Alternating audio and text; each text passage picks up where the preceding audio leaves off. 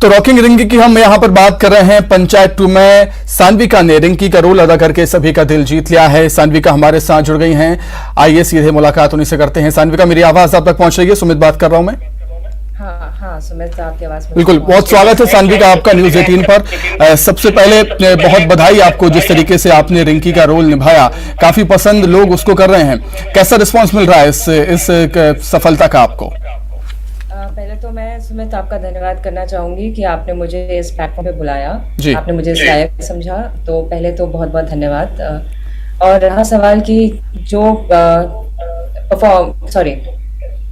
Review कैसे मिल रहा है, सो अभी तो फिलहाल लोगों का बहुत प्यार मिल रहा है। लोग मुझे बहुत पसंद कर रहे हैं, लोग शो को बहुत पसंद कर रहे हैं। कुछ लोगों ने तो उस शो को 2-2, 3-3 बार देखा है, तो अभी रिस्पांस तो बहुत बहुत बहुत अच्छा आया है। एंड हम लोगों ने एक्सपेक्ट नहीं किया था कि मतलब इतना अच्छा रिस्पांस मिलेगा, लेकिन अभी फिलहाल बहुत बहुत अच्छा जा रहा है। बिल्कुल सान्विका, किसी भी कलाकार की एक स्ट्रगल स्टोरी होती है, आपकी भी जरूर होगी, तो आपकी स्ट्रगल स्टोरी के बारे में जानना चाहेंगे हम। स्ट्रगल स्टोरी तो मैं ऐसे स्ट्रगल वो शब्द में इस्तेमाल नहीं करना चाहूंगी। मैं बोलूंगी कि वो एक फेज होता है हर इंसान की लाइफ का। और चाहे आप कोई भी प्रोफेशन लो, चाहे आप कॉर्पोरेट जॉब में करो या चाहे आप एक्टिंग इंडस्ट्री में करो, तो इनिशियल जब आप शुरुआत करते हो तो चीज़ें उतनी स्मूथ नहीं होती है। यहाँ पे जब मैंने शुरू किया था तो कई बार आपको रिजेक्शंस झेलने पड़ते थे। इनिशियली जब आप शुरू करते हो तो आप फिट नहीं होते हो, आपको studio door to door knock करके जाना पड़ता है एंड पूछना पड़ता है कि फिट नॉट फिट, और फिर वो बताते हैं, कास्टिंग डायरेक्टर्स बताते हैं कि आप उस कैरेक्टर के लिए फिट हो कि नहीं हो। तो कई बार ऐसा होता है कि मतलब आपके ही उम्र की लड़कियां वहाँ पे बैठी रहती है और आपके ही एज ग्रुप की रहती हैं और सेम स्किन टोन, सारी चीज़ें एक जैसी रहती है, लेकिन स्टिल आपको रिजेक्ट कर दिया जाता है। For on what basis I don't know. Sorry. बिल्कुल सान्विका, आपने पंचायत 2 में एक भोली भाली, सीधी साधी सी और हम कहें तो टिपिकल गांव की लड़की का रोल अदा किया है। क्या कुछ चैलेंजेस आए आपके सामने इस रोल को अदा करने में, और क्या आपने कुछ खास तैयारियां इस रोल के लिए की थी? हाँ, मेरा रेफरेंस जो था वो मैंने आजू बाजू काफ़ी सारे ये ऐसे चीज़ें देखी हुई है अपने, क्योंकि मैंने अपनी मम्मी के साथ में गांव में जाती थी, तो वहाँ का गांव का कल्चर मैंने देखा हुआ है। और जो मेरी सिस्टर्स हैं, तो मैंने वो बचपन से देखा है कि मतलब एक जो शादी का प्रेशर होता है, तो शादी का प्रेशर एक लड़की को किस फेज में डाल देता है। सो माँ बाप का सबसे ज़्यादा मेन मोटिव ये हो जाता है कि लड़की बड़ी हो गई है तो चलो अब इसकी शादी कराते हैं। तो ये जब से वो बड़ी होती है, 16 साल 17 साल की जब से वो हो जाती है, तब से माँ बाप का मेन मोटिव होता है कि अच्छा ये लड़का ढूंढे।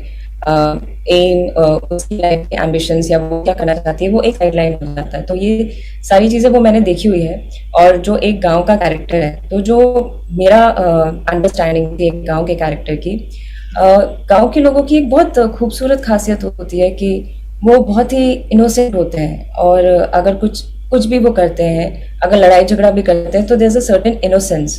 तो मेरा रेफरेंस ये था कि मतलब वो कैरेक्टर में बहुत बहुत इनोसेंस में ला सकूं और सादगी भरा ला सकूं। या so that was my thing that I wanted to bring.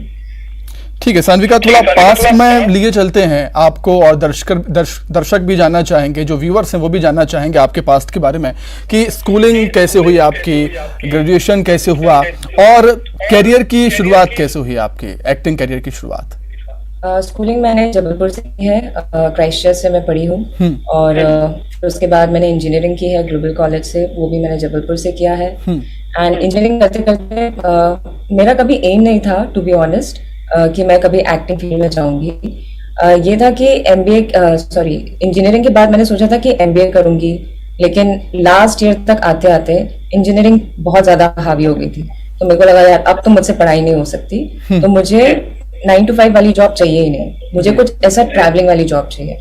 तो उस टाइम पे मेरी फ्रेंड ऑलरेडी इंडस्ट्री में थी, तो उसने मुझे जस्ट बोला कि देख, इंडस्ट्री में और भी चीज़ें हैं, और भी डिपार्टमेंट्स हैं, तो अगर तू ट्राई करना चाहती तो वहाँ कर ले, जैसे कॉस्ट्यूम है और बहुत सारे अलग अलग डिपार्टमेंट्स हैं।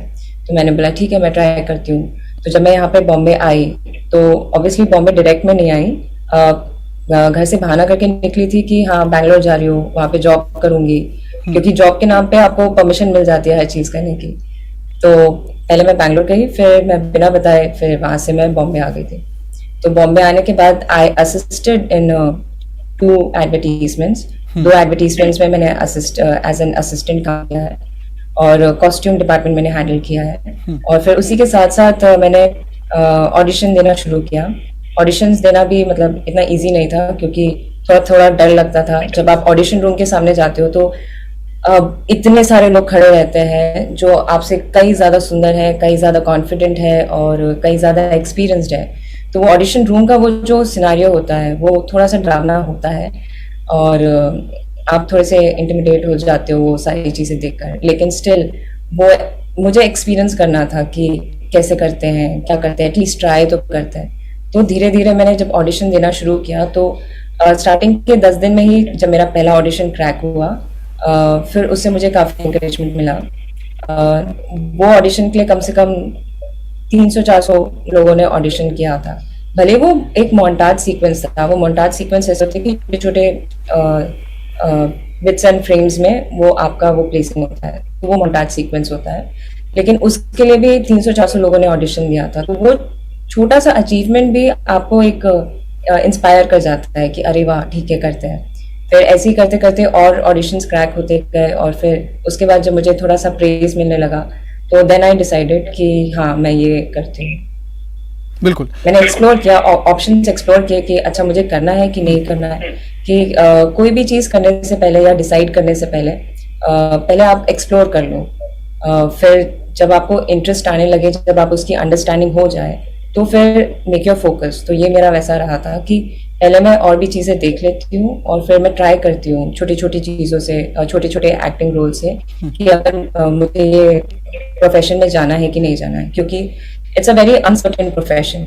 आपको सक्सेस कब मिलेगी नहीं मिलेगी उसकी कोई गारंटी नहीं है। बिल्कुल तो बिल्कुल ठीक बात कही सान्विका आपने कि किसी भी फील्ड में जाने से पहले उसके बारे में जानना बेहद ज़रूरी होता है। सान्विका, ओवरऑल एक्सपीरियंस कैसा रहा आपका पंचायत का, एक छोटे से गांव में शूटिंग करना, और जो आपके साथ थे स्टार कास्ट थी, जैसे रघुवीर सर थे, नीना मैम थे, उनके साथ कैसा एक्सपीरियंस रहा आपका? पहला तो एक्सपीरियंस बहुत बहुत बहुत अच्छा रहा। वो गांव भी बहुत सुंदर है। जो गांव हम लोग को दिखाया गया, जो शो में दिखाया गया है, वो बहुत ही सुंदर गांव है, बहुत क्लीन है। तो वहाँ पे जाने में भी बहुत मज़ा आता था, वहाँ के लोगों को देखने में बड़ा मज़ा आता था। और जो हमारे सेट के लोग हैं, जो पूरा द वायरल फीवर का जो परिवार है, वहाँ के लोग बहुत अच्छे थे। तो ओवरऑल एक्सपीरियंस एक फ्रेशर के लिए बहुत अच्छा था।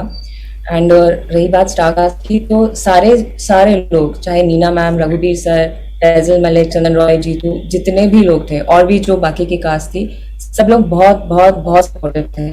एंड थोड़ा सा मुझे डर लग रहा था, क्योंकि ऑब्वियसली इतने लेजेंडरी, इतने बड़े एक्टर्स हैं नीना मैम और रघुवीर सर, लेकिन उनने मुझे कभी भी वो वैसा फील नहीं होने दिया। उनने मेरे को कंफर्टेबल फील कराने की कोशिश की।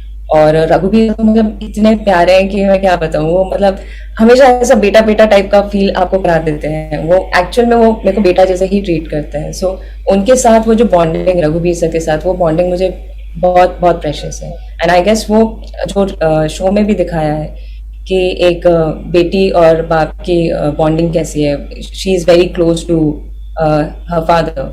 तो वो चीज़ रघुवीर सर ने मेरे लिए बहुत इजी कर दी थी, क्योंकि वो ऑफ स्क्रीन भी मुझे बहुत बहुत बेटा जैसे ट्रीट करते थे। ठीक है सान्विका, ये भी जानना चाहूँगा आपसे कि जिस तरीके से एक कलाकार के रूप में ये जानना चाहूँगा आपसे कि क्या क्या चुनौतियाँ आपके सामने आई शूटिंग के वक्त, कैसा लगता था आपको? आपने जैसे बताया कि बहुत अच्छा लगता था, लेकिन चैलेंजेस भी सामने आते हैं गांव में शूटिंग करने में, तो वो चुनौतियाँ क्या क्या थी ये भी बताएं हमें आप।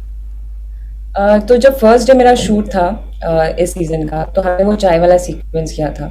और उस दिन उस टाइम पे बहुत बारिश हो रही थी, बहुत ज़्यादा बारिश हो रही थी। और चैलेंजेस तो ये थे कि जो स्क्रिप्ट पहले लिखी गई थी वो थोड़ी सी डिफरेंट थी, जो स्टार्टिंग था वो काफ़ी डिफरेंट था। लेकिन बारिश इतनी हो रही थी, वहाँ पे हर जगह कीचड़ कीचड़ हो गया था, तो हम आउटडोर ज़्यादा शूट नहीं कर पा रहे थे।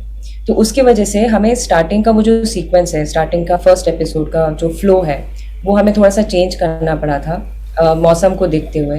और फिर जब हम वहाँ पे गए भी तो शूट चल रही है और फिर अचानक से बारिश शुरू हो जाती थी, तो जैसी बारिश बंद होगी आपको जल्दी जल्दी टेक देना पड़ेगा और फिर वापस से वो फिर से बारिश शुरू हो जाती थी। तो मौसम का बहुत बड़ा हाथ रहा है इसमें, और काफ़ी चीज़ें उसकी वजह से, मौसम की वजह से चेंज हुई है। तो ये थोड़ा एक काफ़ी बड़ा चैलेंज था, और उस टाइम पे काफ़ी लोग बीमार भी पड़ रहे थे, तो शूटिंग का वो जो स्केड्यूल था वो काफ़ी आगे पीछे हो रहा था, और इस वजह से जो शूटिंग का जो स्केड्यूल भी है वो काफ़ी लंबा हो गया था जो हमने प्लान किया था। जी बिल्कुल। तो जी सान्विका, आपकी फैमिली के बारे में जानना चाहूँगा मैं कहीं पढ़ रहा था आपका इंटरव्यू, तो आपने उसमें जिक्र किया है कि आप झूठ बोल के मुंबई गई, तो वो स्टोरी क्या थी? क्या जॉब का झूठ बोल के आप गई और फिर एक्टिंग फील्ड में आ गई? वो जानना चाहेंगे आपसे। मतलब झूठ तो मैंने ये बोला था कि मुझे जबलपुर से निकलना था, क्योंकि जबलपुर में सॉरी टू से हमारे यहाँ पे अपॉर्चुनिटीज की बहुत कमी है, तो मुझे जबलपुर से निकलना था। तो उस कारण मैंने बोला कि बॉम्बे जाना है। तो बॉम्बे के लिए ऐसे डायरेक्ट परमिशन नहीं मिल रही थी, क्योंकि पेरेंट्स डर जाते हैं बॉम्बे के नाम मुंबई के नाम से, क्योंकि काफ़ी भीड़ रहती है वहाँ पे, लोग बहुत ज़्यादा है और स्ट्रगल बहुत अलग है, तो वो डर जाते हैं। तो जब मैंने बैंगलोर बोला तो बैंगलोर के लिए वो रेडी हो गए, वो बोले कि ठीक है। मैंने ये बोला था कि मैं जॉब करूँगी बैंगलोर जाके, तो जॉब के नाम पे पेरेंट्स लोग आपको फ्रीडम दे देते कि चलो ठीक है मेरी बेटी जॉब करेगी। तो मैं ये मेरे माइंड में क्लियर था कि मेरे को जॉब तो बिल्कुल करनी है ही नहीं। तो मैं वो बोल के मैं निकली, मैं बैंगलोर गई, वहाँ पे मैं 2-3 महीने थी, मैंने चिल किया। फिर वहाँ से फिर मैंने अपनी प्लानिंग की, और फिर वहाँ से मैं डायरेक्ट मुंबई आ गई थी। और तो कभी झूठ बोलना अच्छा हो जाता है, और इस झूठ से आपके पेरेंट्स काफी खुश होंगे आज कि मेरी बेटी ने सही कदम उठाया, प्राउड करते होंगे। अब तो खुश है, इनफैक्ट जब बाद में भी उनको, मतलब पहले भी जब उनको पता चला था, बॉम्बे शिफ्ट होने के 2 महीने बाद उनको पता चला था, वो भी मैंने मम्मी को बताया था, तो मम्मी ने पापा को बता दिया। मैंने बोला था मम्मी को प्लीज आप मत बताना पापा को, पापा गुस्सा करेंगे, लेकिन मम्मी ने बता दिया पापा को। बट टचवुड मेरी फैमिली बहुत सपोर्टिव है, पापा ने भी सपोर्ट किया। और सान्विका, एक आखिरी सवाल, एक जबलपुर के बारे में क्या कुछ कहना चाहेंगे? जबलपुर से हैं आप, जबलपुर की खूबसूरती के बारे में क्या कुछ कहेंगे आप? जबलपुर एक बहुत ही सुंदर शहर है, और सबसे अच्छी बात मुझे जबलपुर की ये लगती है, जब मैं मुंबई आई थी सॉरी, तो लोग जानते नहीं थे कि जबलपुर कहाँ पे है। सब मुझसे पूछते थे कि ये कहाँ पे है, ये कहाँ पे है। और आज जब 5 साल बाद जब मैं यहाँ पे काम करती हूँ, मुझे इतने सारे जबलपुर के लोग मिलते हैं जो कि अपनी अपनी फील्ड में इतना अच्छा कर रहे हैं। इनफैक्ट हमारे TVF की टीम में ही, पंचायत की टीम में 3-4 लोग जबलपुर के थे, तो वो सुन के बहुत अच्छा सा लगता है कि आपके शहर के लोग इतने आगे बढ़ रहे हैं, और वो that makes me feel proud कि इतने छोटे से शहर से लोग इतना आगे बढ़ रहे हैं, और अपनी जो भी काम कर रहे हैं वो, चाहे वो कॉर्पोरेट में हो, चाहे वो इंडस्ट्री में हो, वो बहुत अच्छा कर रहे हैं। बिल्कुल सान्विका, हम तो यही चाहेंगे, हमारी शुभकामनाएं आपके साथ हैं कि आप मध्य प्रदेश का और जबलपुर का खास तौर से नाम यूं ही रोशन करते रहें। आपका बहुत धन्यवाद जुड़ने के लिए, तमाम बातचीत करने के लिए। आपसे बात करके बहुत अच्छा लगा, आपका बहुत शुक्रिया, और आपको बेस्ट ऑफ लक आपके अपकमिंग प्रोजेक्ट के लिए। बहुत धन्यवाद आपका।